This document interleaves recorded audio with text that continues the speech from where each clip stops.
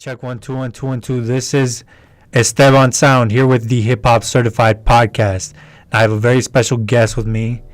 We met back in September, from what I've been told. I think it was around September, something like that. Yeah.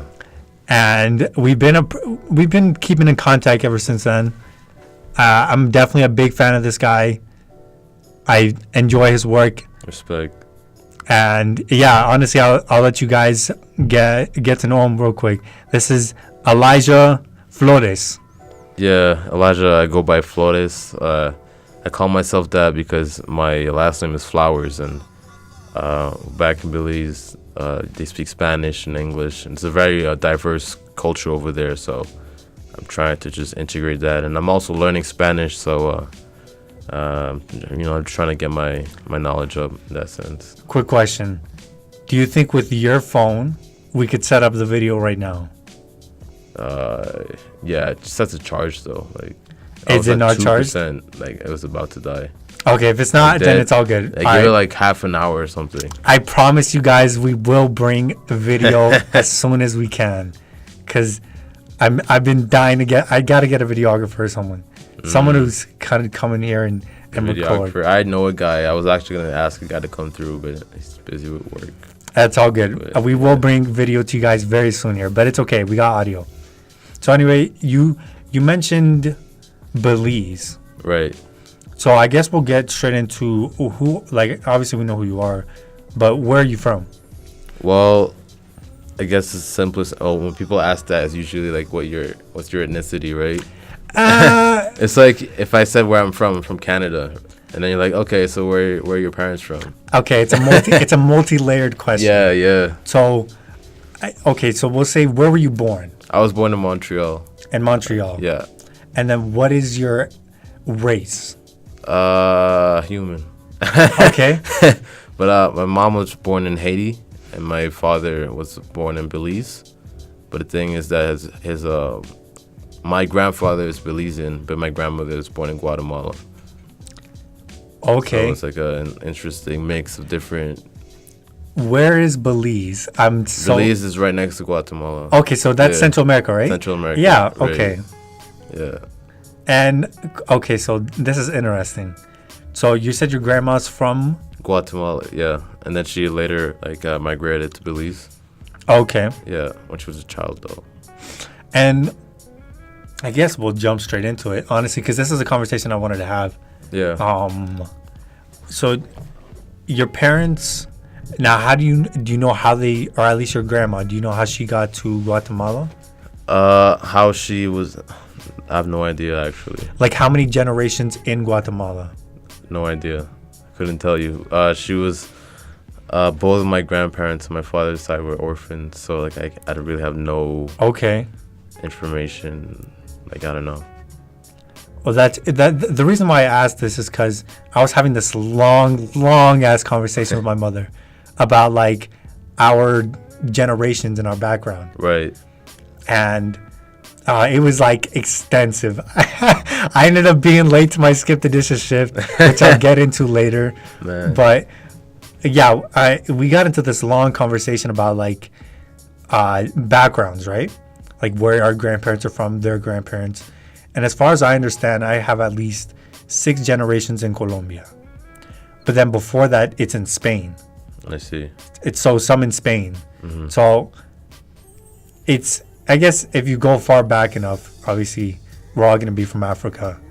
So essentially, you know what I mean? If we go far back enough. But I'm always interested in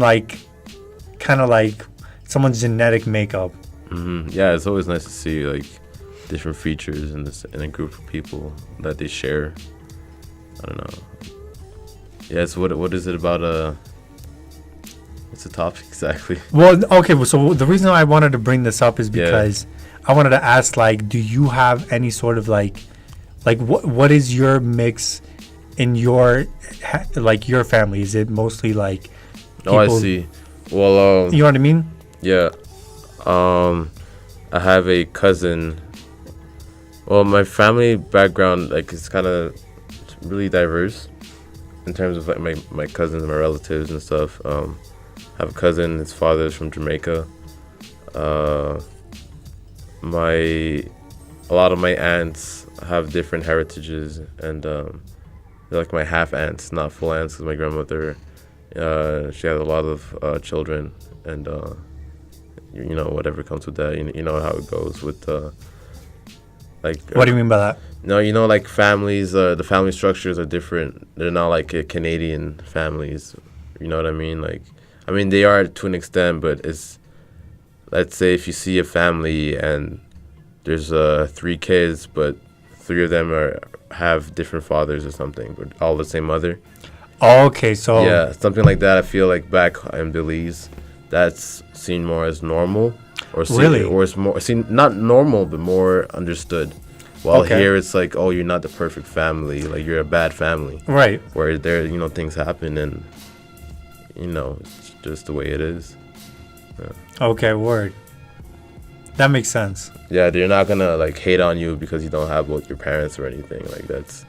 Well, I mean, and like I personally, like my father's not in the picture. Right, and that's like maybe I don't know about your experience for yourself, but like people always like you always hear the stereotypical jokes like, oh, do you know your dad or whatever. To some people it's a joke because they don't know the reality with that comes with that, but. I feel you. So, I mean, do you have both your parents? Oh, yeah.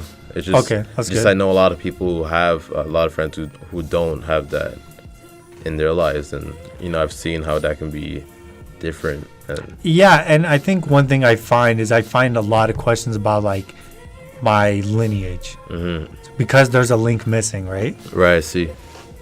So there's a link missing, and I'm like, okay, where does this come? Like, what does the family look like? What, you know what I mean? Where are they from? What's the background? Like, I don't know, right? Right. And I'm interested in that kind of stuff. Because I think, like, us humans, like, we get a picture of ourselves and we look at each other and we kind of simplify things into boxes. So we'll put somebody in a box like, okay, this person's white, this person's black, this person's Asian, this person's whatever, right? Right.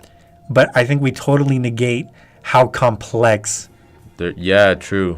Family lineages are, right? Mm-hmm. And like, especially in Colombia, since it was made up from a lot of Spanish people, a lot of indigenous people, and a lot of African people who all kind of came together. I mean, obviously not in the best. Not willingly. Not willingly, exactly, right? Yeah, it just that's what it was. They just happened to be together. Exactly. But through together. that, there was a culture that was kind of able to be formed. So, like, the mixing of, like, multiple cultures coming together. Not everybody, but some of it. Well, I'd say a lot of it. Like, if you go back to Colombia, it's super mixed. Mm-hmm. So, I think, and then it kind of forms, like, a new kind of culture. Yeah, I get what you mean. Like, so my mother's from Haiti. We're right next to Haiti. You have the Dominican Republic. Right. And they're pretty much the same people. They pretty much have the same culture. They're the same bodies, right? But they have different cultures. Way different. But they're still the same people. Like, they just have different cultures, and because of that culture, they have divisions and situations that cause conflicts. And I think sometimes people focus too much on the negatives, and I'm also one of those people. I do that sometimes, and like, instead of cultures focusing on differences, why not focus on similarities, right? Because I agree. You said, if we go back, we're all from the same place, and exactly. I think we should appreciate how we're different, and like, oh, you have a different way of seeing religion. That's sweet. You have a different language or different music. Like, I agree. Yeah. And I think one thing that's really important why we're able to come together is because you're somebody that doesn't look like me. Mm-hmm. So I'm able to have a Killer Mike says this. He says, talk to people that don't look like you. Right. And obviously, let's say somebody who's like, you consider yourself Belize. What would you consider yourself, Canadian? Just Montreal, not Canadian, like just Montreal. Montreal? Yeah, I feel like Montreal is really, if you took a Belizean person or a Haitian person or a Guatemalan person and a Montreal person, like, I feel like my culture would be most, would match a Montrealer's perspective the most. Okay. I would have some overlap with my cultures from my roots, obviously, but I don't really I haven't really explored my roots like that yet. Okay. Yeah. That's interesting. So you don't really like. It seems like you don't really like the labels. Yeah, I just like to be and just go from there. Well, what I was gonna say is like Killer Mike. I don't know. Do you know who Killer Mike is? Yeah, I know Killer Mike. Yeah, really. He says to speak with people that don't look like you. Mm-hmm.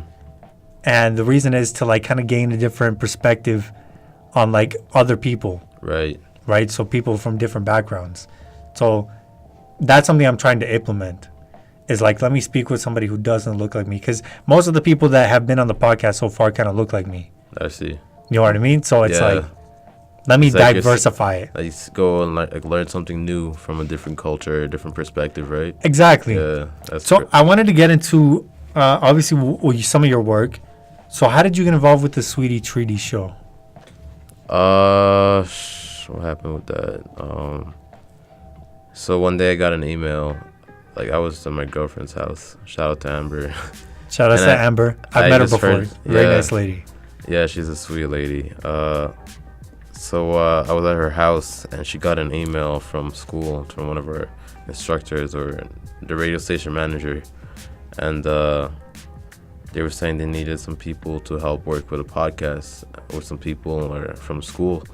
And she was like, oh, I'm going to do this. And like, oh, she's going to do it. And I'm like, I'll check it out, see what it's about. And fast forward, it was the first day of recording, and we all came, and we figured out we were like 4 people, but we didn't need that many people for the job, right? It's something like some could argue you only need 2 people, and like I think the way it's been going so far, like we're 4 of us, and initially started off as a work kind of thing, like we're doing this work, we're gonna get something good for our CV, whatever, but it became more of like a brotherhood, I mean. Word. Like it was a bond that formed. It started off being kind of technical and we're going to edit, record, whatever. But then it's more like, hey, let's hang out, spit a verse or something, you know. Word. Yeah. That's interesting. So just through an email. Yeah, just through an email. That's how it all started. And who reached out initially? It was the guy that sent the email. His name is Trevor. He was dealing with them initially for a while, I'm guessing, and then he needed someone else to take care of it, and then Trevor connected us. And what does Trevor do? He's the station manager for the MRU.ca. Okay. That's the campus radio at MRU University. Okay. Yeah. That's so. Someone told me that, like, I don't know how long you guys have been operating for. Do you know how long the Sweety Treaty Show has been operating for? June, July of like 2018, I'd say. Okay. Yeah. And we're still going. Hopefully we'll go for a long time. I mean, I'm planning on going for a long time. Yeah, I think that the first episode was 2018. Yeah, it was 2018. Okay, like so June or July. Whatever's online is the first Whatever's episode. there is first episode, yeah. Okay, I just want to clarify that. Okay, that makes sense. If you haven't followed, you can listen to all the episodes on Spotify, all streaming platforms, you know. Absolutely. I'll put links in the description for all the, like, to reach you personally and to reach the Sweety Treaty Show. Got it. So, what is your kind of involvement in the Treaty Show, or the Sweety Treaty Show? Well, I initially I was just behind the board watching levels, and I would only do so in case Nick, he's a close friend of mine I work with, and he is usually on the board, and I was more of a backup kind of role, but I wanted to do more, and Michael liked to freestyle, and at that time I never really freestyled or rapped, at least not on the mic or like in front of people or whatever. Okay. So then fast forward, and one day they were rapping or freestyling, and I jumped in. I wasn't too proud of how I did. I was a bit like shaken up or whatever, so I told myself I'm gonna get better and like practice on my own and go to Cypher Club every week, or at least try, because it's not only like getting better at rap, but it's also a way to express and get things out in a positive way, right? I agree, definitely. Yeah. So it was initially, I guess it's kind of multifaceted, but yeah, it's definitely initially, multifaceted. Initially, it's all that email. Initially in the back, kind of helping out in the background, and then it kind of jumped into the freestyles. Yeah, and then it became me wanting to like, hey, I like to go through YouTube and listen to beats. How about I just go and find some free beats, and we can use that in the section of the Sweety Treaty Show. And that's how we got the dojo. That is how we got the dojo. Yeah. Okay, so it wasn't just that. Also, I watch a lot of I listen to Sway a lot. Sway in the 45. Yeah, he has the 5 Fingers of Death. That was kind of that idea of the dojo kind of sparked off from there, kind of influence from that, and also just DJs like radio personalities in general having freestyles and. Funk Master Flex, he had like the ASAP mob like way back, like 2015 or something. Not way back, but and just seeing how he had a whole crew and they were just rapping and having fun. That's something I want to be able to do, to like create that environment, Absolutely, and I think one thing that the Sweety Treaty Show and you, including obviously, it do very well is you guys kind of create what Cypher Club does at every Wednesdays. Shouts out to Zoe. Shout out to Zoe. Zeta Cypher Free. Club, exactly, the queen. Yeah, Cypher Club is also another influence, definitely.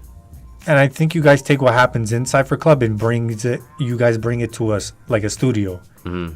So, and then you get to share it to the world. Yeah, it's like a Cypher Club. I like Cypher Club because it's like a download, just less. It's more low key. It's cool. You hear about it from word of mouth or from a Facebook post, and it's it's chill. It's always house. It's I would say yes. It's inspired by it, but it's not.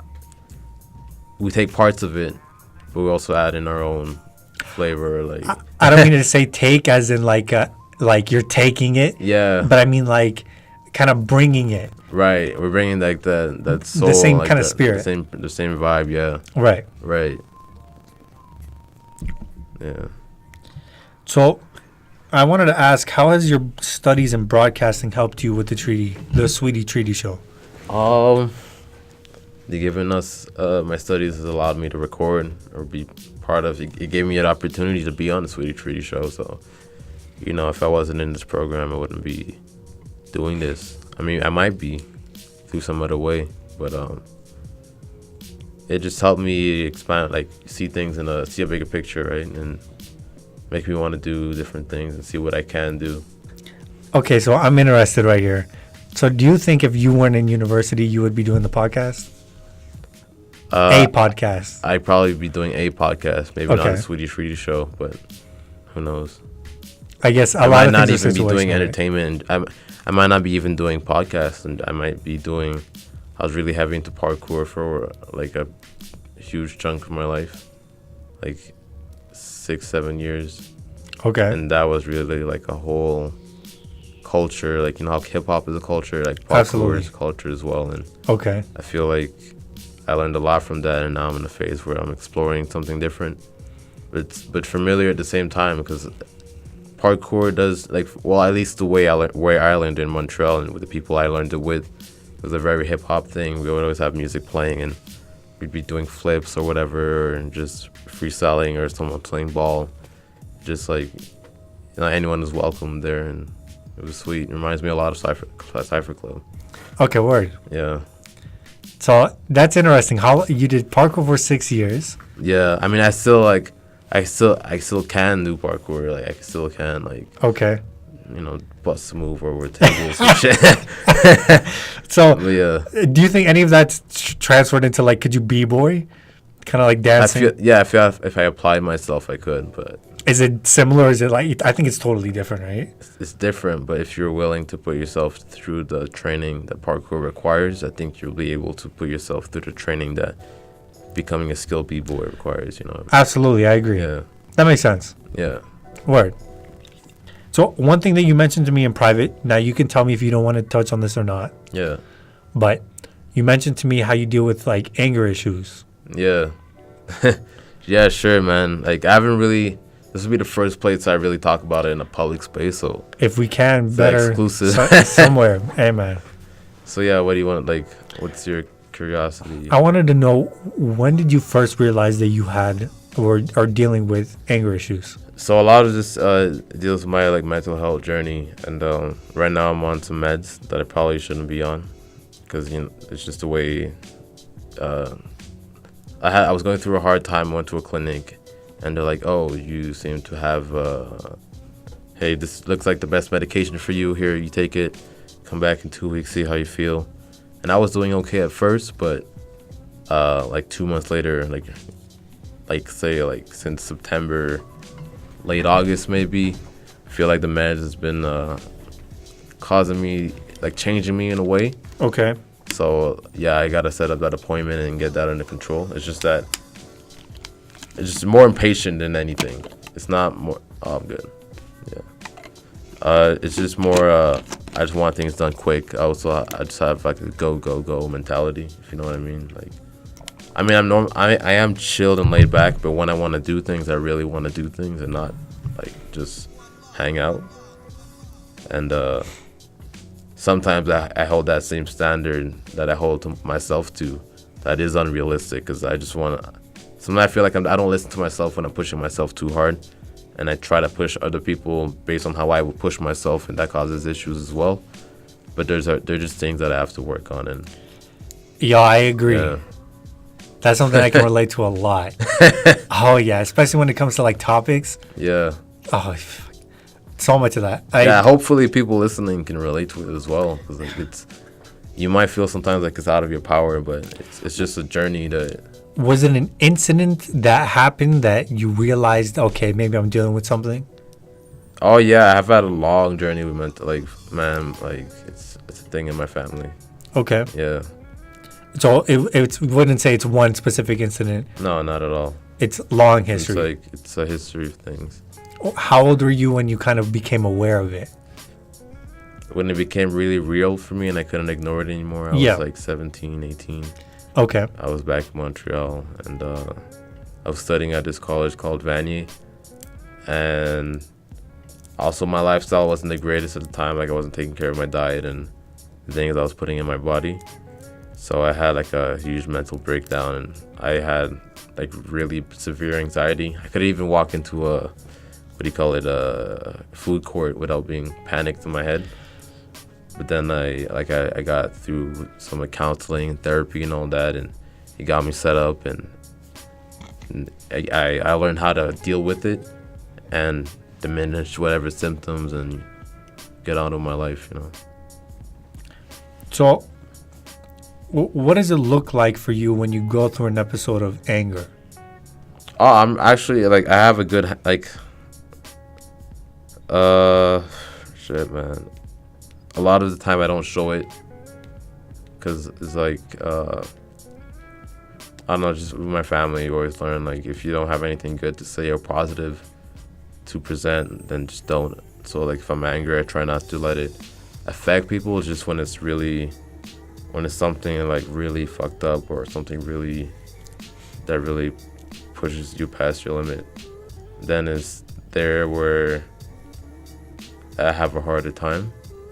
But I never really like did anything too crazy where it's like irreversible damage done to anything. Okay. Yeah, it's not that bad. It's just it's like relatively compared to before. I have more outbursts, if that makes sense.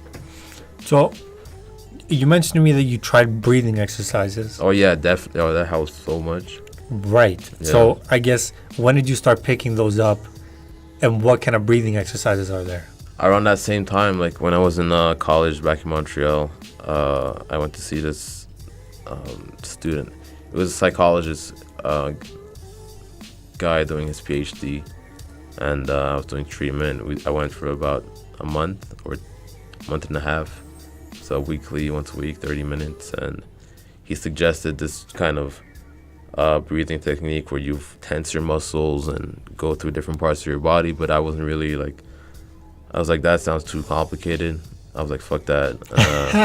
I was like, well, he recommended a breathing exercise, so I'll look into that. And then I found out about like Buddhism and meditation and all that, and through learning about, I got some books, went to the library, even just did some, I just did my research, and then I came across meditation and mindfulness, and that really helped me keep my emotions in check. Although, it really depends on the person. I'm not saying it's a cure-all, but for me, just breathing and get myself centered and focused really helps a lot. So how often would you say you put those in practice? I haven't lately, which could explain my difficulties lately. But when I have been practicing consistently, I would do like minimum 5 minutes when I wake up, 5 minutes before I go to bed, just sitting still or even laying down, just being comfortable and just watching your breath. And you're not trying to quiet your thoughts. You're just sitting there being with yourself, and you're just noticing that you can breathe, and that's it. You're not trying to not think. You're not trying to stop your thoughts. You let them go naturally. You just try to be in the moment and be present. Word. Yeah. That's something I want to bring this up. It's something that's recently been coming up more often now, is meditation. And it's weird because I practiced it, especially when I started dealing with like my anxiety. Right. And a lot of my mental health issues as well. I don't know if you know, but actually, I got to clarify. So I got some clarity. Right now, my diagnosis with the hospital is schizophrenia spectrum psychosis. Which one are you? Schizotypal or schizoid? Like, I know there's different. I don't know. I just know that it's a schizophrenia spectrum. So basically, all you know that is that you're on the schizophrenia spectrum. Yes. I know a lot of people think schizophrenia, like, oh, you hear voices, you see things, but it's more than that. It's a spectrum. It's a little deeper than that. Yeah, and yeah, when you hear it, it's kind of like, oh my God. Oh shit, I'm fucking crazy, bro. Exactly. But no, like, I've met a few people, they've had it, and they deal with it. You just gotta take care of yourself. That's it. Absolutely. Yeah. And I guess to bring it back, one thing, like when I was really starting to deal with those kind of issues, was I found meditation and Buddhism. Right. And I don't know, I thought it was a healthy, you tell me if this is healthy. I'd be meditating at work. Yeah, that makes your work, I think that makes you a better worker. If you're more alert, more focused, less distracted. That's what I was thinking, right? Yeah, it doesn't have to be like a religious Buddhist thing. It's just, hey, I breathe in a certain way. It makes me do things better. So why not do it? Exactly. Yeah. I agree. And the other thing that something else that kind of comes with that is like non-attachment. Yeah, that's a big thing. That is difficult. That is tricky. Super tricky. Thinking of meditation, like a lot of people think meditation is hard, but the whole practice of non-attachment and on its own, it sounds kind of weird, non-attachment, like not being attached, not feeling things. But it's deeper than that. It's more like not learning to let go when you have to, and holding on to things while you can, and not just, let's say you missed the bus, instead of getting pissed off and getting mad, that's holding on to that idea you had of, oh, I'll catch the bus on time. But the reality is that person missed their bus, so they need to let go of that expectation they had and accept that they just gotta wait for the next one, and she'll be good. Right. She'll be all good. And I agree with that. Like you said, holding on to things and then letting them go. Right. It's not that you don't care about it. It's just that you're being comfortable that with the idea that with or without it, you're still you and you're still strong. Exactly. Yeah. And one thing that my friend, shout out to Owen. He's out in Laos. Laos. There we go. Yeah. And he was telling me the difference between non-attachment and unattachment. Okay, yeah. And can you shed some light on that? Well, the difference is from what I understand, I think unattachment is something that was never attached in the first place. Right. So what do you think about that idea? That humans, our experiences, let's say we were never attached to them in the first place.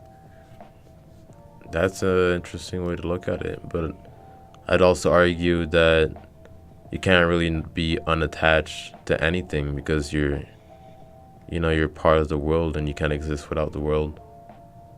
And you can't exist without you exist. You have your body, your consciousness, your mind, whatever, but you're living in a place, in a world, and you were set in that world, so you were attached to that world. Right. But I mean, you can look at it different ways. I'm sure if your friend from Laos was here, man, he'd probably explain it a lot better than I did. Yeah. Right. Good point. Yeah. Do you find yourself when you do like the meditation practices that maybe your communication with other people lacks? Lacks? Yeah. Do you find struggle in communication? Opposite. I feel like when I don't meditate, it lacks. I'm more distracted. I feel like I'm more prone to talking over people when I'm not grounded, And the meditation helps me think clearly, helps me be more patient, let people speak and listen to what they have to say instead of listening to reply, and just listen to understand, Interesting. Yeah. That's very interesting. So I guess we'll switch topics kind of to change out the mood. Yeah. It's becoming like a meditation podcast. Let's be peaceful, light your incense and hey, shit. man, I think it's important to talk about. I do agree, yeah. Like, if you can meditate, then fucking do it. And if it works for you, then fucking... If it works for you, do it. If honestly. It doesn't, just try again. Exactly. If it doesn't work, then you don't have different to, strokes for different folks. Yeah, exactly. The one thing I wanted to talk... You showed me this album. Now, we can do a mini review if you want. I just want to talk about it. Oh, sure. Members Only Volume 4. Oh, yeah. That's a sick album and sick compilation. Have you listened to it? I've listened to it a few times. Mm-hmm. And the one thing I'll say is, like, just off the top of my head, when you initially told me that you were listening to it to Tentacion, because you get different emotions out of it. Yeah. I didn't really fully understand that. Right. Until you listen to it, right? Absolutely. And I was like, wow, this is like so many different emotions in one album. And it's not what you think. It's not everyone thinks X is like a monster. And it's understandable. I mean, what they put of him in the media while he was here, like rest in peace. But there was that whole incident, like he did abuse that woman. And apparently he confessed on tape. Yes. And yeah, that's fucked up what he did. And like I'm not about that. If I knew him, I don't. But if I knew him, or if I knew someone that was involved in that, I personally would be like, hey, you're going crazy. Like, calm down. Like, get yourself right. Kind of like correct it. Yeah, but at the same time, I'm not gonna speak badly on him because he made a bad judgment, committed whatever act. Because there are other things where he did do good. So why not, why don't people look at those good things and say, oh, you did good, let's bring that up. Instead of, oh, you did bad, and we'll bring up your bad and not your good. And, I agree. That's definitely a positive way of looking at it. Yeah. The one thing I will say, though, is I think it's important to call out when bullshit happens. Yeah, that is true. But at the same time, you shouldn't just call someone out only under bullshit and not... Balance. Yeah. I definitely agree. And I guess kind of specifically with the Extentacion situation, and then obviously we heard Vic Mensa going at him. Mm-hmm. We heard him take shots at what I think was the BET Awards. Yeah, I think, or the BET Cypher or something. The BET Cypher, right. Yeah. And the one thing I do agree with Vic Mensa, maybe he wasn't the right messenger for it, and it wasn't the right timing for it. It definitely wasn't the right timing. So that's one thing that I agree. But I think what he's trying to point out is the fact that some people are okaying that kind of behavior. Right. Yeah. And then it kind of like models, you kind of like, oh, this guy did it and he blew up, so let me do it too. I see. Do you know what I mean? Because he did it and it worked for him. Mm-hmm. So what do you think about my that? Thoughts? I don't remember. I don't know what exactly Vic Mensa said at the awards. I watched some videos like from Joe Budden. Joe Budden has a podcast, and a few other outlets like Complex or whatever. He said specifically in the cipher, your favorite rapper is, and I think he said an abuser. Mm-hmm. I think that's what he said, something like that. Right. Your favorite rapper is an abuser or a wife beater or something like that. Yeah. I mean, it's true. Like, there are artists that you listen to, and then you find out like, oh, they did all this shit. Like a big example is 6ix9ine, right? But at the same time, like Vic Mensa is also one of those rappers that I'm pretty sure he has some issues with. Yeah, I think he went through some like abuse issues and stuff like that as well.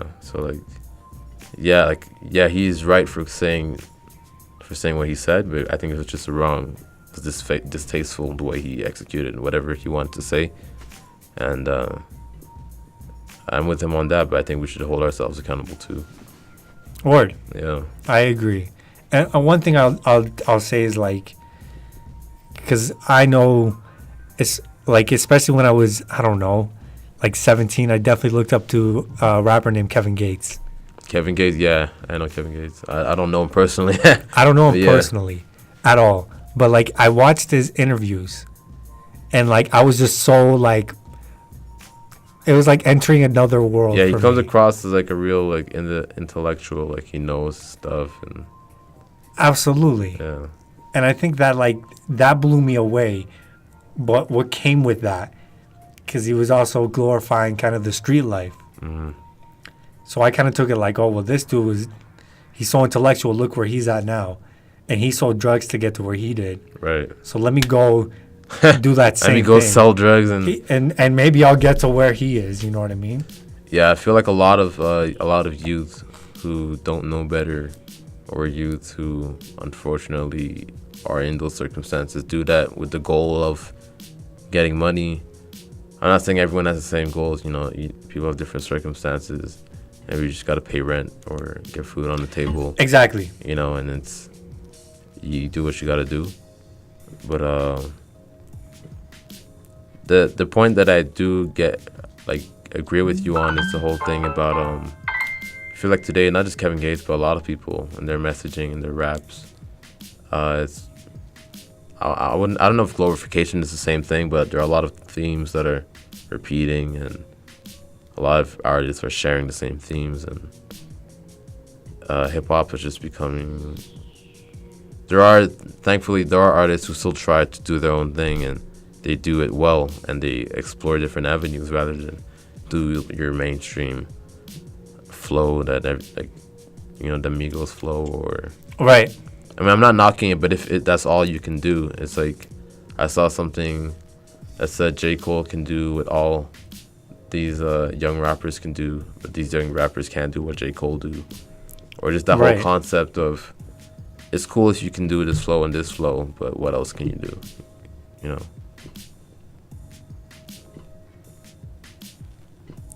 So that kind of brings me to.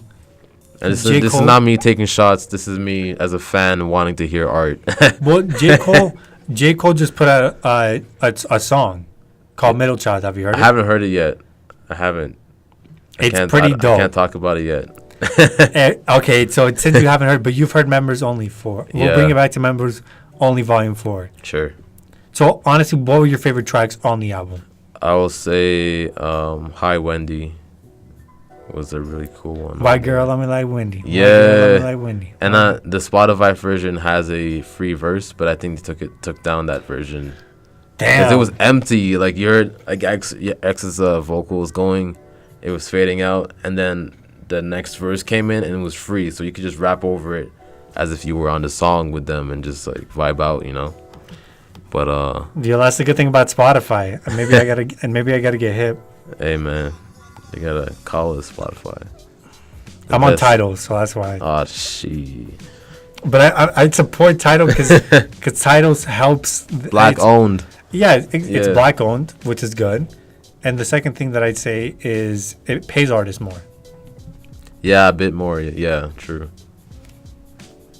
But is it that much more that it pays? I don't know if it's that much more. From what I understand, I think it's a decent amount more. It could be like, you can say it's a decent amount more, but like the amount that an artist gets for one stream is not even a penny. So how much more can it be? Like, I guess it's like. But I guess like anything counts. Like if you're getting 1 million streams, it does add up, right? Yeah. Word. So you like High Windy? Hold up, I got the album. Cause I definitely. Oh yeah, I need to see the track list. I know I can know the song. I When got hear you. It. I can't prepared. Right here.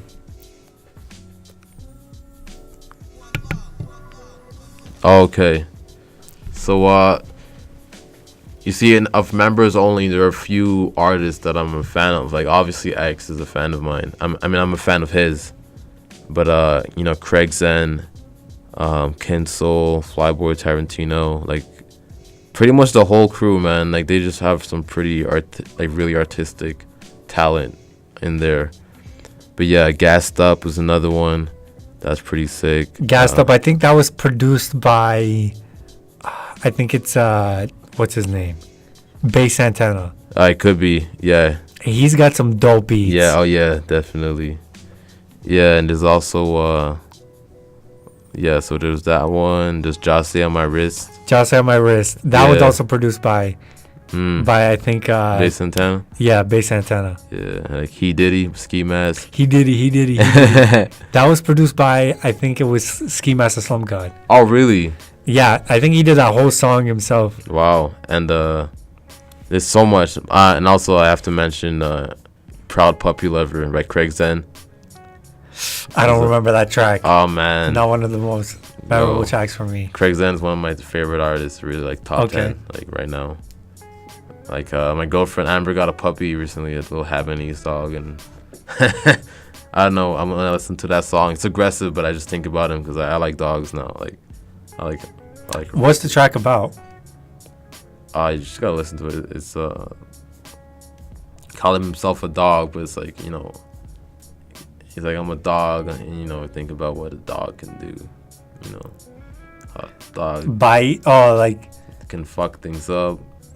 A dog can, maybe fuck you.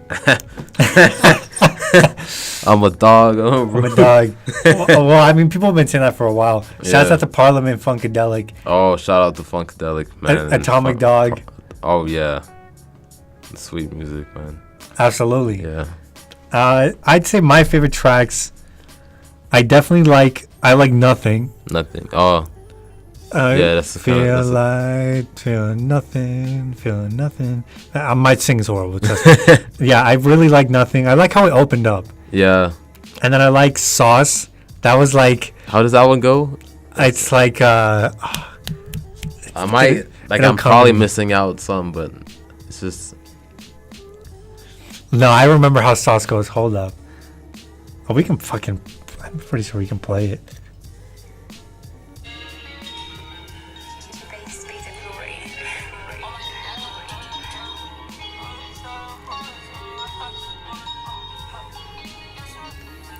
So sunny. Oh yeah, so sunny. Yeah, this one's dope too. Yeah, that reminded me. There's so much range in this album, this project, and their projects in general. It's got a lot of range. Yeah, I agree. Gassed Up was dope. Scheming and Plotting was dope. And then like you'll get tracks like Pick Your Poison, where it's like some hard headbanger ass shit. Yeah. And honestly, like when you hear that, what goes through your head?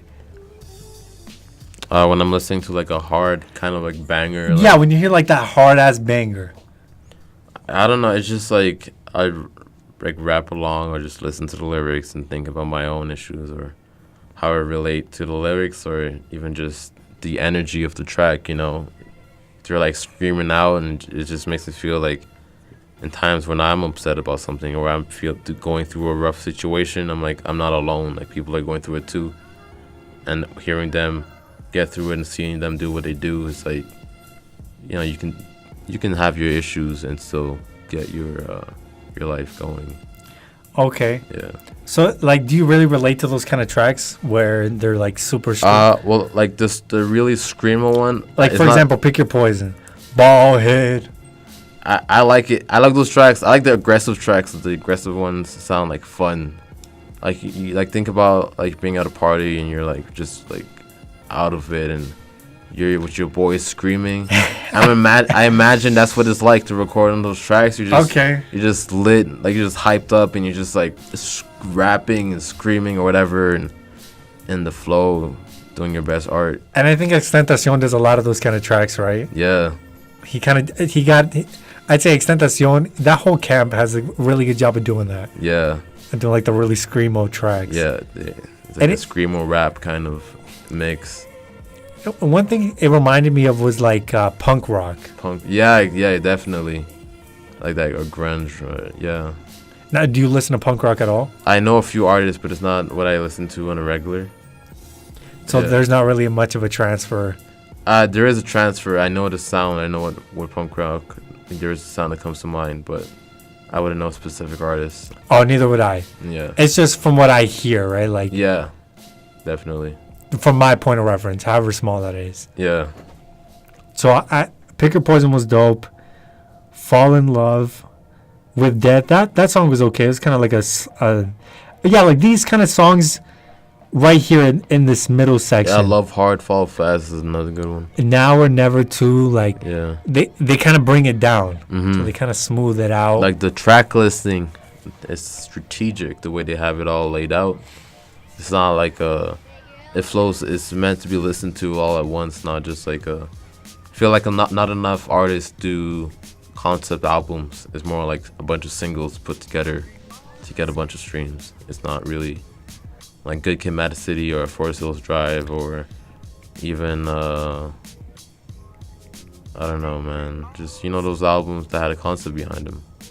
Doggy Style had a whole idea behind it.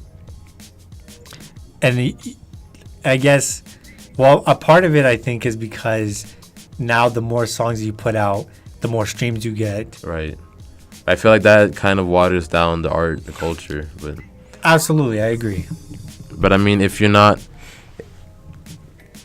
it's just the way it is right now. So. And I don't think they really did that with this project where they just. Oh no, I definitely. I just think that because you're a group. It's like Wu-Tang, man. Wu-Tang, if they're doing if a single artist is putting out 20 songs, it's not the same as a group of artists putting out 20 songs. You know what I mean? It's like that's a good point. Yeah. It's a different vibe. It's a different vibe. It's a different workflow. A different way that it comes together. I mean, I'm pretty sure there are people who do it well. One artist that puts out 20 tracks in an album, but it's a different vibe. I'll say the same thing about podcasting too. Oh yeah, definitely. Where it's like when you have one person versus like a group of people. Yeah, I wouldn't want a podcast alone. Really, I at least need one person to bounce ideas off with or something. I agree absolutely. Yeah. I think that's the one thing I will say is like you get a different vibe. Definitely. And the good thing I like about doing one-on-ones is I feel like it just in my previous experience, when I bring people in a group, sometimes they act different because they got different things going on in their mind, right? Right. Whereas if I bring somebody one-on-one, I've noticed you kind of get like a real, like a fuller version, a more holistic of view. Who that person is. Yeah. I've just noticed in my experience. Yeah, I've noticed that too. Like, yeah, I can relate to that. That's the one thing why I like doing one-on-one sometimes. Yeah. You get like more of a... It's more of a bonding, like more of a... Yeah, I get what you mean. So I liked Love Hard. You like Love Hard, Fall Fast. I like that track. Now Whenever I like Touching Body. That song was decent. Jose on My Wrist. I like that track. That was the first one that you played for me. Oh, was it? Yeah, I was in the car. Yeah. That was the first one you played. Yeah, if I played something, it's probably that song or Hi Wendy. You aren't... Yeah, honestly, like a lot of these tracks, like I can... Radar's my shit. Oh, yeah. What's this summer? Oh my, radar. Yeah. Radar. That's my shit. That's that headbanger shit. That track is fucking dope. Yeah, I love the headbangers, man. They're just lose yourself in them. And then, yeah, honestly, like a lot of these tracks, I wasn't expecting to like this track or this album at all. Mm-hmm. So honestly, I think it's fucking dope. People should check it out. Oh yeah. What do you think? I think the same, man. I've been listening to it on repeat, and I just love it. It's the kind of work that makes me want to put out work, or that inspires me to do whatever I want to do, not necessarily music, but just whatever goals I have in life. You know, they had a goal, they executed, they put out an album. Word. Yeah. So you haven't listened to the J. Cole album or the J. Cole track? No, I haven't. Not yet. Yo, it's dope. Yeah, I hear. It's dope. I really like it. We won't touch on it just because. Well, honestly, we could play it right now. Let's play it right now, and then we'll get Elijah's quick thoughts on it. Are we gonna pause it? Yeah, we're gonna get copyright and all that, right? Yeah, no, we won't be able to play this over the podcast. Sorry about that, guys. But we'll just have a quick pause and we'll play the track. Hold up. Play the track and we'll see what.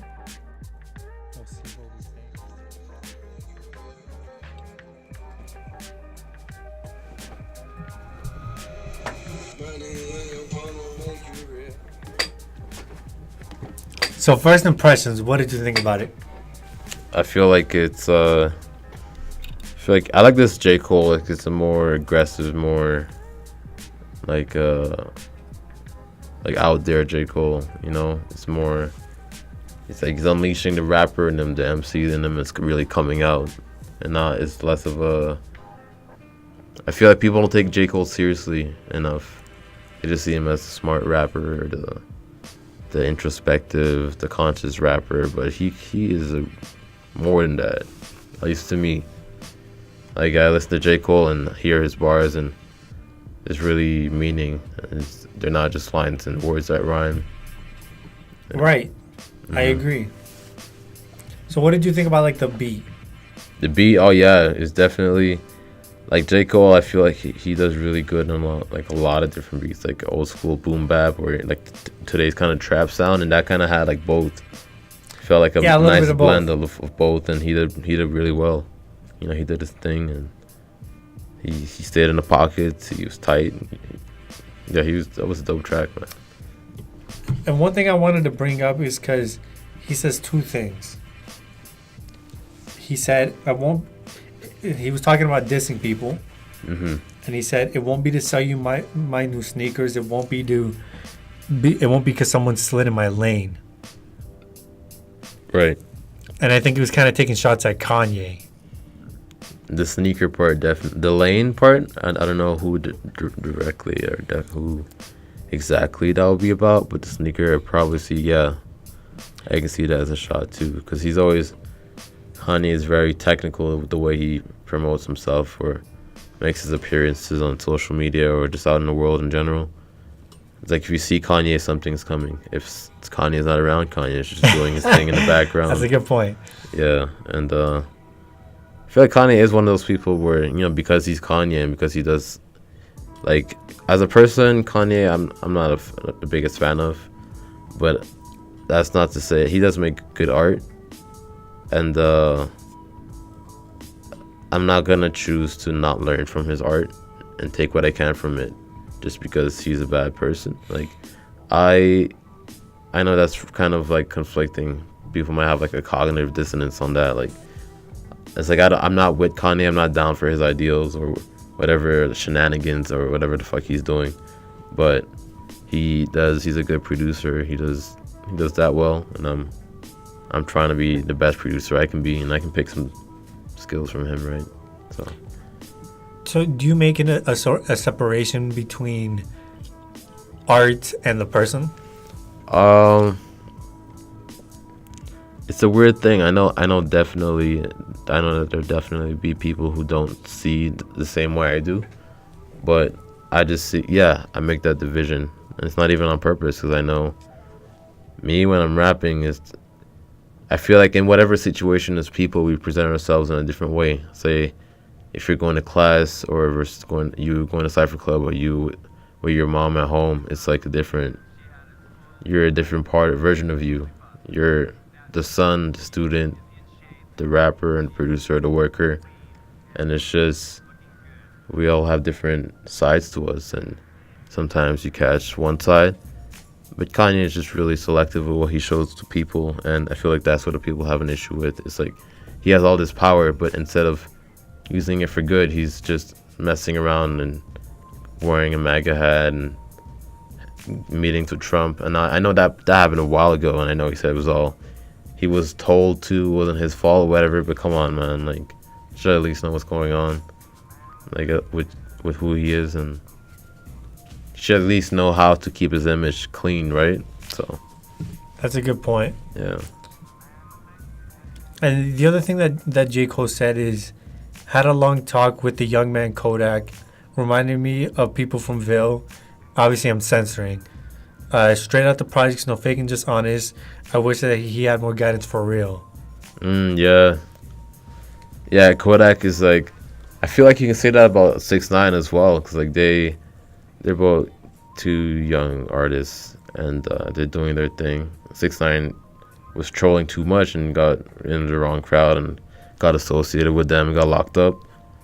And I don't know too much about Kodak, but I know that he was locked up for a bit as well, for a bunch of stupid little things, like little mistakes, or mistakes that could have been avoided had he had guidance. I know Master P hit up Kodak at one point. And, Master P, like, he's fucking Master P, man. And, like, if Master P gave me some advice about something, I'm taking that advice, man. Absolutely. Like, if Master P wanted to manage me, hey, man, I have no objections, unless I'm getting ripped off. Come on. But, like, yeah, Master P came up to him and offered him something that I feel like any wise artist would take, like, would be grateful for. And I just think if he had the guidance and was groomed, he can be a really dope artist. Not to say that he's not a dope artist right now, I just don't know his music. Sure. But yeah. How does it go? And the thing I like about J. Cole is when he brings up other rappers, he kind of like, he brings them up, but he bigs them up. He bigs them up, but sometimes he'll call out the bullshit too, right? Right. So it's a little bit of the balance. That's what I like. Yeah, I remember there was another song. Was it he called out like Lil Pump or Smoke Perp or something? Right. Yeah. I see J. Cole as like the big brother rapper, kind of like he's kind of being that guidance that he's talking about and helping. So I want to bring up this find their story. way. You tell me if I was wrong in this situation. Sure. In your opinion. So this is kind of odd topic, but we're going to switch up the topic. Hey, this is just a freestyle. We're having a freestyle podcast. Usually it's very structured, but Let's go. Just a freestyle podcast. So I was doing Skip the Dishes the other day. Right. Yesterday. And I was late. How late? An hour late. Shit, man. You're in the wrong, bro. Yo, if my Skip Dishes took an hour, it's already like what, 40 minutes, bro? If it took an hour and 40 minutes for my food, like I could have got it myself. Good point. Okay. So I'm just speaking as a customer. I don't know what your situation was, so I absolutely agree with you. Yeah. So okay, so let's say I was an hour late. Yeah. Not only that, but I forgot the milkshake that was supposed to come with the meal. Shit. So I had to go back and pick it up, which took another half an hour. So I was really an hour and a half late. Man, I would just canceled that, man. Like, take the L, like fuck. But so the one thing I tried to do at the end, so I got him the milkshake. Right. The one thing I tried to do at the end was I tried to give him a refund. Mm-hmm. I said the least I can do in my personal customer experience, if you're not happy with the service, you give a refund. Yeah. So I was like, let me at least do a refund. Now I know I'm wrong anyway. So I get if this person's pissed at me. Right. So I guess if they don't want to take my money, he didn't take the refund. So I gave him the refund and he refused to take it. Shit. Did he take the food though? He took the food. Okay. You should have held off on the refund. Just. But is that wrong to offer like a refund at the end of that? Or no, it's not wrong. I would have done the same thing, maybe, if I felt like the situation required a refund. I felt like if you wait an hour and a half. Okay, but would you be angry if you wait an hour and a half for food, but it was free? But I didn't know, while I was waiting, I didn't know it was free yet. So I'll be pissed off until you telling me it's free is going to help. But still, like, for whatever hour and a half, I was waiting for my food. And, you know, I was supposed to be here an hour ago. Good point. So I guess it's more about just the service and doing someone's job. I feel like in that situation, I don't think there would be a happy ending. It's just it's kind one of those clients or one of those situations. Good point. Yeah. Okay, so I was definitely wrong in that situation. I'll definitely, I gotta take that in. Is like somebody, let's say, I want to touch on the importance of hip hop, hip hop culture, and the importance of it. And one thing I want to shout you guys out for, the Sweety Treaty Show, is you guys represent for hip hop culture. Yep. You make the guests say what's it called? The Sweety Treaty, basically. Right, based on the tenets of hip hop. Yeah. And I think that's super dope. And I think something that I feel like a lot of the issues that we go through today in hip hop community are because of the fact that we aren't rooted back into the culture. The culture of hip hop. Yeah, the basic tenets of hip hop. That's what I think. I think hip hop can exist anywhere. It's just people who are carrying it on. Like, for me personally, I think that Calgary does have like a hip hop to it. It could be potentially a hip hop city, I think, but everything is just so spread out. The communities are not so tight knit. I know there's WH Calgary. Shouts out. I don't know who they are personally, but they've been doing a lot of work that I've seen on social media, like a lot, and we need more people like that. And I feel like with the Sweety Treaty Show, that's me and Michael and Wasey and Nick all doing what we can to kind of bring hip hop to the city, and hopefully in the future there's enough of a community here that is inclined to hip hop, so that we can get more performances here, because no one really comes here to perform. Because it's like, why? It's not really a scene that is really out there that people can spot clearly. So we can just go to Vancouver or Edmonton. That's probably what that's what I would think. But it's funny, Edmonton is actually a smaller city than Calgary. True, but they do have the more it's a better tourist location. It's a better location that people have a better image in their head. I feel like it's Calgary's Calgary and Edmonton is Edmonton. Well, how long were you in Montreal for? My whole life before coming here. How is the hip hop scene in Montreal? I'd say it's you can see it, definitely. It's way more visible than it is here, in my opinion. And I would love if some of that came to Calgary. And the culture is way more alive over there. And it's not just hip hop over there. It's like electronic. It's house, EDM, soul, R&B. It's like a lot of underground things happening. You know, a lot of stuff happens not on the forefront, but if you're there and you know what's up, then you'll know what's up, and you'll see that there is a scene. And then maybe I just don't know what's up in the city here. And if that's the case, then, you know, like, if anyone, just shoot me the right way, and I want to find it. Well, have you been to like some of the 10 at 10 events? Yeah, like a Commonwealth, right? Yeah, I've been to some events, and I feel that's I love those events like that. And like, I know they have One Love. I didn't go this year. Was there one this year? There wasn't one this year. I see. I know last year there was one, but I think I just need that Calgary just needs more events with artists from around the world, or just more events in general to get the name on the map. I agree. And someone told me on the last podcast I did with Zach Taylor, shouts out to Zach Taylor, is that they're really shutting down a lot of the venues in Calgary. Oh, really? Yeah, they're starting to take down a lot of the music venues. Oh, that's crazy, man. That's whack. So it's like, but we got to do our best to try and keep it alive and represent for hip hop. Yeah. But that brings me to, I want to play a track by one of the artists signed to Underdog Entertainment. Mm-hmm. This guy's name Nee. I think that's how you pronounce it, Nee. Yeah, Nee.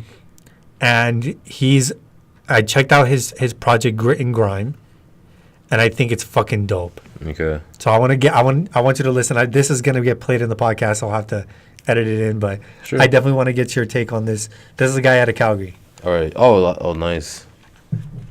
Serafino. That's not Seraphin, is it? I thought it was. I asked him about it.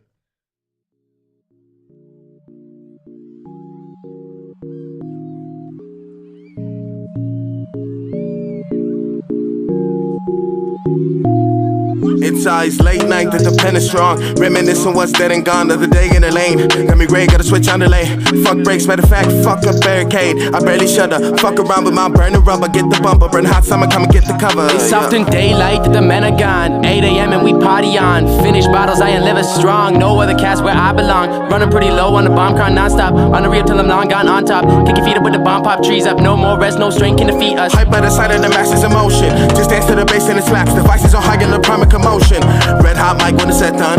Try and get vibe with my breadcrumbs. Got the session wet from these hype songs. With the others on the bed, put my tag along. 3 rolls on deck and my carry on. Flip the drawing board, rearrange rhymes. Back to square one, sending the moms. Couple trap cards down, it's that time. Swallow my prize and back with a smile. Follow their trail till we at a dotted line. Find next marking documents to be signed. Treasure for the boys if it's all worthwhile. Alien Canadian sailing space ride. Big slaps, stunt in the game, that's big facts. No rush for the fame, just spill raps on phone screens and notepads. I smoke weed and occasionally run from the police. Just in times of the rest, I don't know peace. But the homies got me grounded. Quick link up, fist pounded, was Gucci. Progressions of solace, found my happy place. Living under solstice, dreaming, catching raises. It's a breakaway all day to day. Pen sways to the heat like you move your feet. That'll break down all the bass sounds. We proud the streets for them juicy beats. Village chillin', we the talk of town. Trying to reach ya, make the promise that I won't deceive ya. Can't really quit it with the misdemeanors. My calm demeanor like bye Felicia. Don't like to mix with no simple feature. It's back to back to back to back to back with the pack whipping all this fucking ether.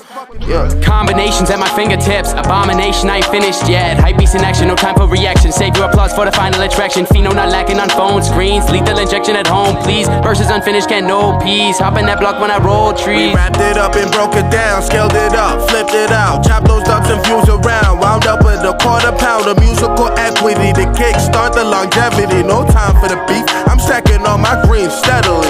Break from the savage, so sit down and listen. Not about bars, no who winning tickets. The passionate soul you put in every minute. Giving your all when you're down and defeated. Body in verses, 10 fingers bleeding till 10 toes down. I'll be doing these features, hopping on tracks and squeezing for reasons to keep on believing. Push lines to keep breathing. Fortified, pristine, since really kicking freezing on 15. Been a movie since I'm on the regular. At a climax, you might see it's on the cinema. Mad mellow, day ones from the jump, down the trap metals. Crossfaded for months with your brash fellows. On the up and up, elevate, don't ever settle. Shit come quick when you grind, bitch, get your level. Grind hard, steady, getting ready for the come up. Getting levels unequivocally, the delivery erupts when the crowd combust and we all jump up. It's a banger and a must. No cut from your list, get your ears get fucked to oblivion for just a second. Perspective unmatched, higher than a patch on a blimp might catch in a burst of flames. Hindenburg on this verse, ignite with the passion, get clapped by my faction. It's a bare knuckle blasting. Our hype game is real, there's no need for a caption. Stand tall above with solidified stature, claws in the ground getting maximum traction. Path to my greatness will cross any fracture. Molten puddle where the mic stand. Never give up without a fight, man. Posted up high, loaded my rhymes, obliterate sets in the best of my prime. Catching the vibe is a definite. The hype is infectious and I'm in my element. Dishing out courses of decadence. No false prophet, bitch, I'm heaven sent. I make divisions with my dividends. Like to the future, I've been past pretend. I say the most until I meet my end. But till then, I'm a creature, a habit who run the rampant. The physique of a sevens, go tip the balance in the favor of me and mine. Doing dirty, the beat in my concubine. Smoke, go do it, repeat, so I feel sublime. Hit the booth to release on my bit of rhymes. Selling out of just loose sleep. Handle it last of the loose sleep. Know the smoke speaks volumes. Yeah, yo, know the smoke speaks volumes. Yeah, dial it up. Yeah, just dial it up.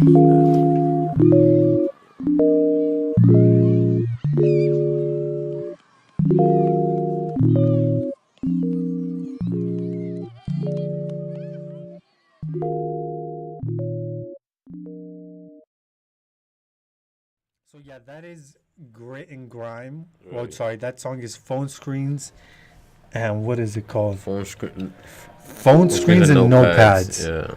By Knee. He's got a EP out. It's called Grit and Grime. It's 6 tracks, and it's released by Underdog Records.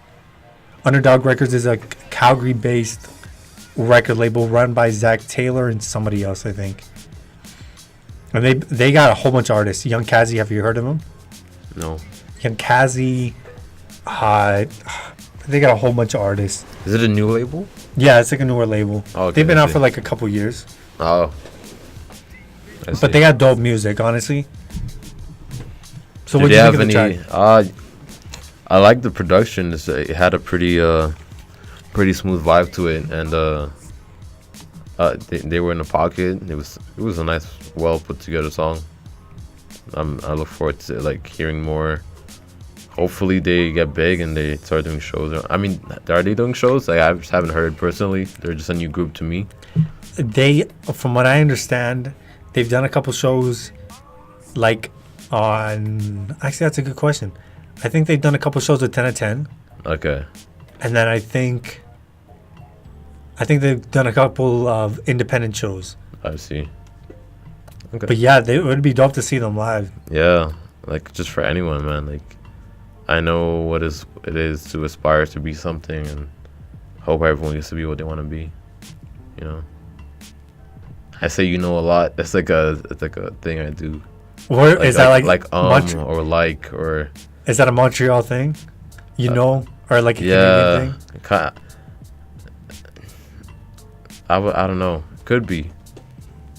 It's just like I like to. I don't know, man. To be honest, I have no idea. All good. Don't worry about it. So the one thing I did want to talk about, actually, after this, I'm pretty much done with topics. Is there anything that you wanted to talk about on the podcast specifically? Do you want to freestyle? Dog, we can throw on some beats. I'll go if you go first, man. Oh my God, I gotta try a freestyle on here. Jesus Christ. Dog, I haven't freestyled in such. Actually, I'll freestyle at home, but let's see if we can pick some beats. Something you're comfortable with, or like whatever. Let me try and freestyle. Let me try and fuck around and freestyle. The Dojo on HipHop Certified. Right, the Dojo on HipHop Certified. Why is this thing all caps? Where do you usually find beats? YouTube or SoundCloud? YouTube or just beats people send. I should probably do something to like shout out the producers I get beats from, even though they're free. It's just hell yeah, shout them out. So let's see. Any beats? Any from producers that you know of? And I mean, it's up to you, man. You can look for like a type beat, like a YG Tut type beat. YG Tut type beat. Let's play it free, so we don't have to get with the copyright. Isaiah Rashad. Oh, sweet. Hopefully. Let's give this a shot. There's no such thing as a perfect writer. This is why I use Grammarly to check my work. If I'm putting commas in the wrong place.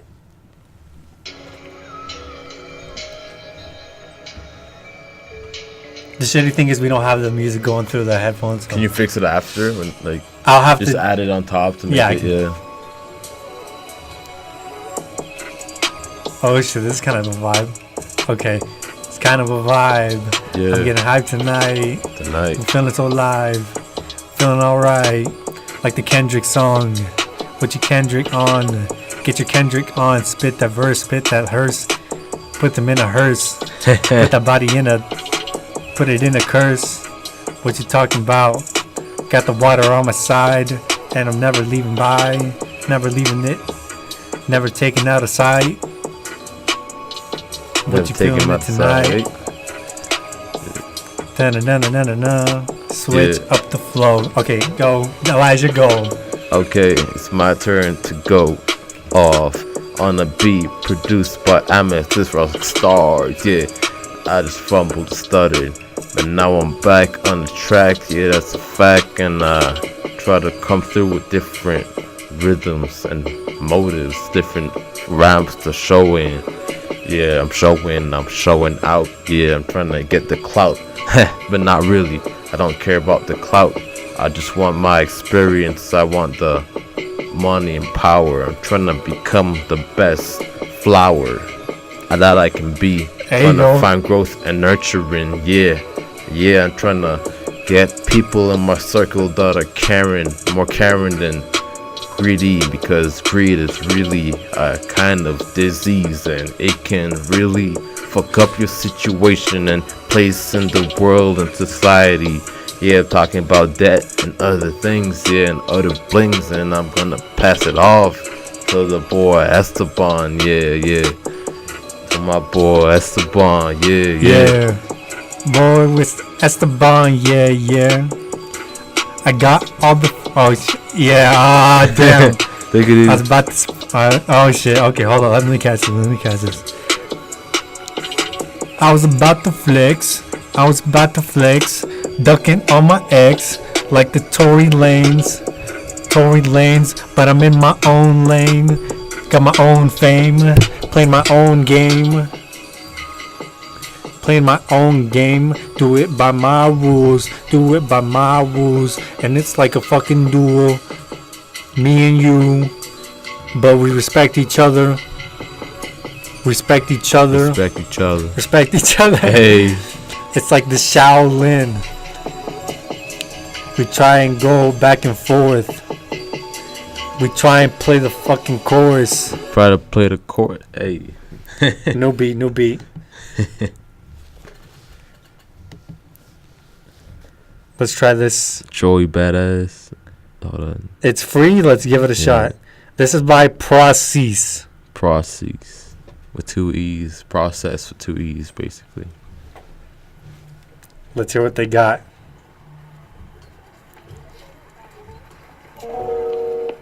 Nice.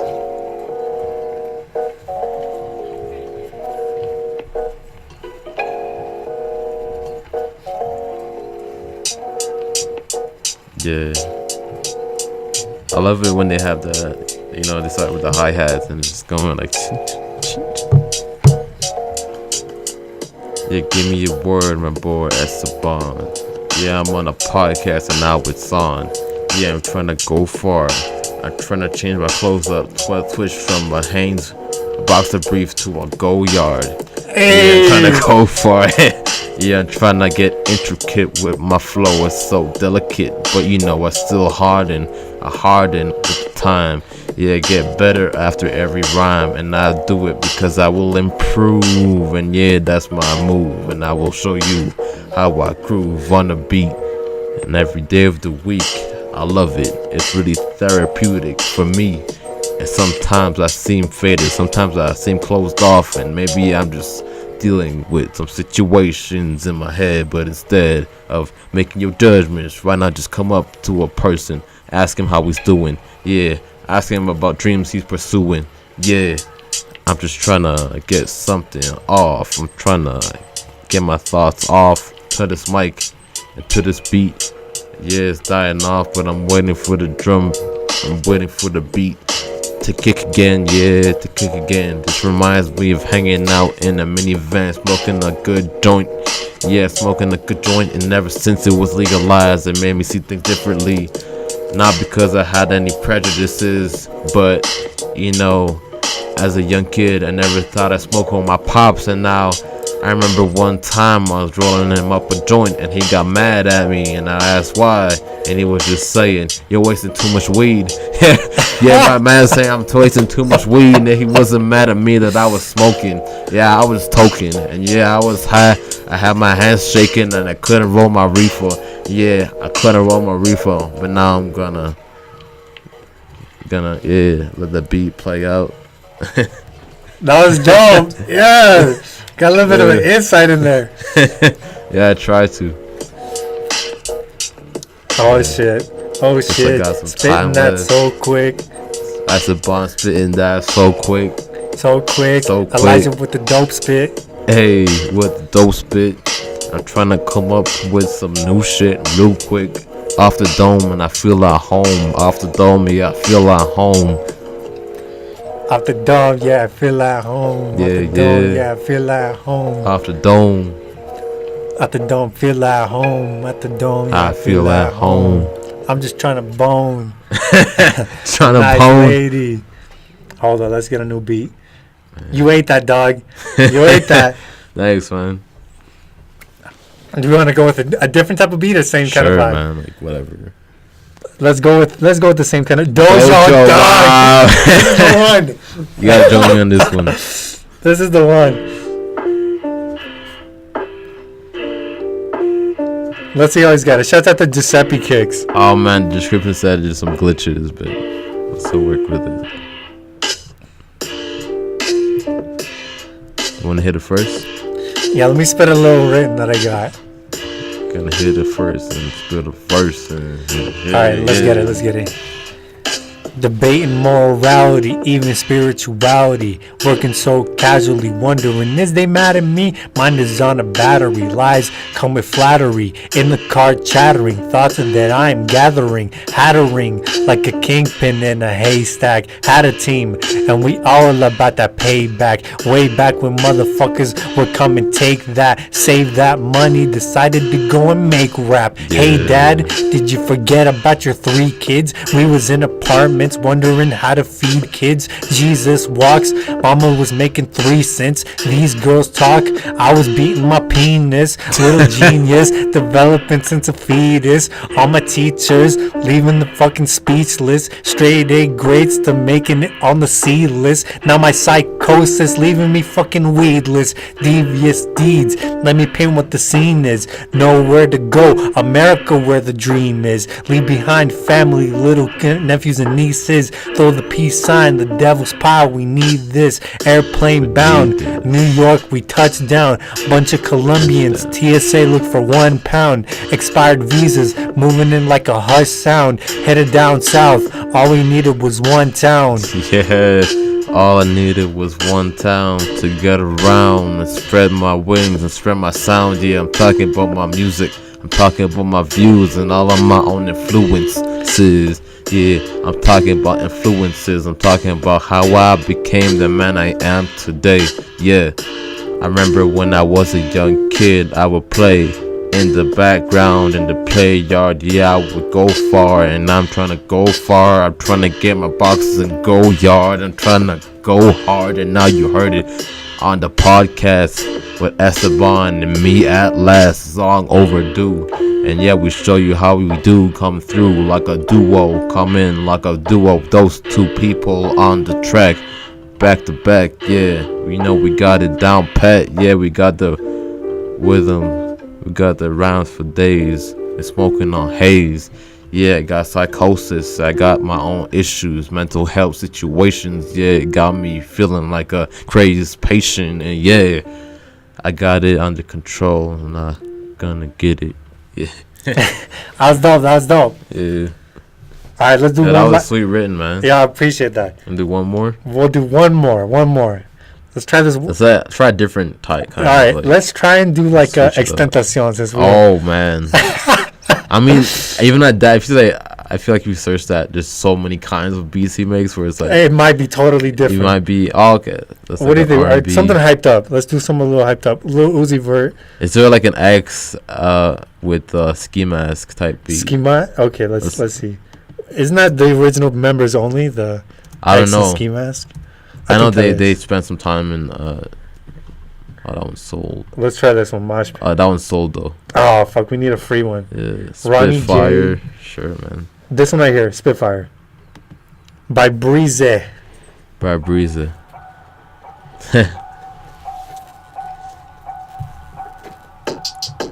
Oh, this is like Okay. a hard, quick one. This one is kind of hard. You gonna go at it? How the fuck am I gonna flow on this? You're thinking how I'm gonna flow. Yeah, I'm gonna go. Yeah, I'm gonna show you how I roll. Yeah, I'm gonna roll up another joint, and I'm gonna flow like I got no place to go. I'm just going through, exploring different avenues. I'm lost, and now I'm trying to get found. I'm trying to find a pound. I'm trying to find a way I can get my sound out in different places. And different places, I got different favors I gotta offer to these people because they've helped me in situations in different places where I needed contemplation and thinking about what I can do, thinking about how I can rap in the stew of the school. Yeah, I'll be here after hours. I'll be here after hours working on my own plans, and then I'll devour my own rhyme schemes. I'm so mean to myself. I'm trying to develop some self-love. Yeah, I'm trying to be like good man, like the man above. Yeah, I'm trying to find my own rhythm, my own patterns, my own way of coping with myself, mental health. Yeah, it's a serious situation. Get it under control before you fold. Yeah, I'm talking about spitfire. I'm spitting rhymes like it's fire. Breathing like a dragon. I'm snapping, boy, what's happening? Yeah, I'm flowing. Yeah, I'm going. Yeah, I won't stop till I drop. Yeah, I'm slapping. I'm trying to get a new way to come up and conversate and and yeah, play and I don't fuck with Satan. Fuck Satan. Fuck Satan, yeah. Fuck Satan. I'm trying to get my best self out there. I'm trying to come up and be great like Bobby Flair. I don't know. There you go. I'm trying to be like Ric Flair. Yeah, I got that Ric Flair. Yeah, I see all those stairs are coming in the place smelling like reefer. I see these close-minded people looking at me and they judging. Got their eyes all frowned up, but oh, Doug, that was fire. Okay, we're gonna end it off there. All right, that was dope. That was pretty much. The last thing I wanted to touch on. I won't play the song, but YG Tut just put out an album. Oh, really? Is this the new one? Yes. Okay. It's called IOU. IOU. I've seen it. I just never listened to it. It's fire. Yeah. I'm supposed to do a review on it. I'm gonna do a review on it, but I'll give you quick thoughts real quick. It's fucking fire, man. bro. You listen to it through, given I recommend listening to it. All right, I'll check it out. So yeah, that's pretty much everything, honestly. All right. So we'll wrap it up. Hold up, that was dope. By the way, I'm happy we did that. Oh, thanks, man. Well, this has been the HipHop Certified Podcast with Elijah Flores, Flowers, Elijah. Yes. I have many names, but get at me on Instagram or also get at my dog, man. I met me and my girlfriend. We have an Instagram page for a dog. Oh my god. Yo, man, if you get a dog, you'll understand, bro. I promise me. I'm sure all your dog loving listeners will understand. It'll be in the description, right? I'll put it in the description so you can check out the dog page as well. Yes, I'll do all that. Don't worry about it. All right, word. And then this is Esteban Xound signing off. Peace, guys. Peace.